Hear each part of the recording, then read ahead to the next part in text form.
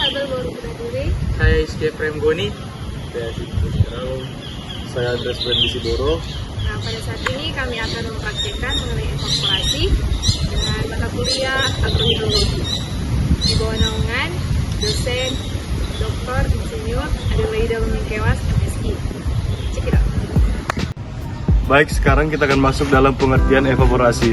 Evaporasi adalah proses fisik di mana air atau cairan lainnya berubah dari fase cair menjadi fase gas atau yang biasa disebut sebagai uap.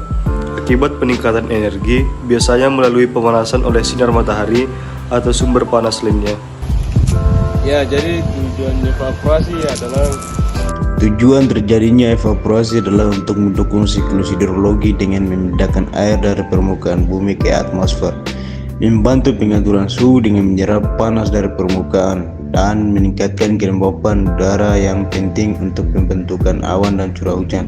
Selain itu, evaporasi juga menyediakan energi untuk proses atmosferik seperti badai dan angin, serta membantu mengatur kadar air dalam tanah dan tanaman, yang penting dalam menjaga keseimbangan ekosistem dan proses alami di bumi. Oke guys, saat ini saya akan menjelaskan mengenai proses terjadinya evaporasi seperti ini.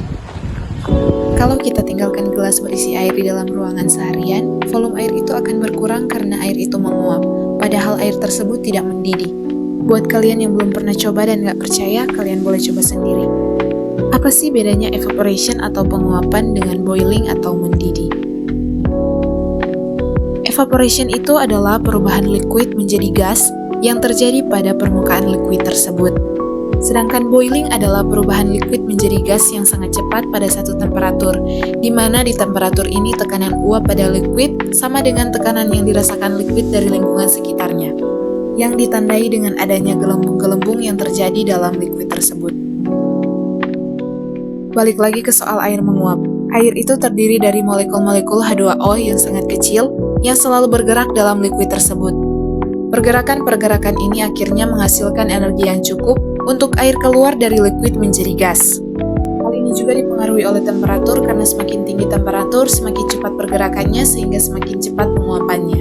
Faktor berikutnya adalah kelembapan udara atau banyaknya uap air yang ada pada udara. Karena air yang menguap juga butuh tempat yang ada di udara. Kalau sudah terlalu lembab, air itu sudah tidak bisa menguap lagi karena sudah tidak ada tempat lagi buat dia dalam udara. Kebalikannya itu pas sangat lembab, sehingga uap air yang ada pada udara yang bergerak-gerak itu akhirnya menabrak suatu permukaan dan kembali lagi menjadi liquid. Proses ini dinamakan dengan kondensasi. Nah, sekarang kita masuk pada faktor-faktor terjadinya evaporasi.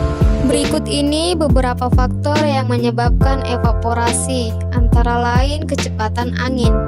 Salah satu faktor penguapan adalah kelembapan udara. Saat penguapan terjadi, udara di atas permukaan air menjadi lebih lembab, sehingga membuat udara menjadi jenuh terhadap uap air dan proses evaporasi terhenti.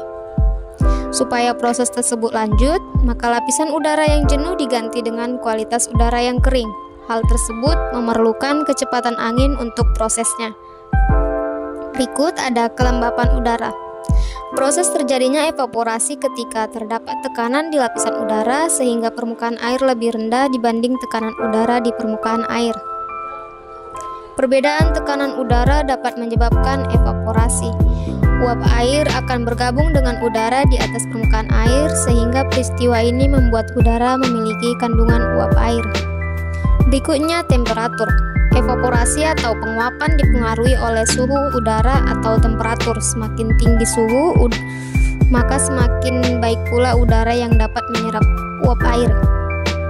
Semakin tinggi suhu, maka semakin tinggi pula energi kinetik molekul air, sehingga akan membuat lebih banyak molekul air bergerak dalam bentuk uap ke lapisan udara. Berikutnya radiasi matahari. Salah satu faktor yang mempengaruhi proses evaporasi adalah radiasi matahari.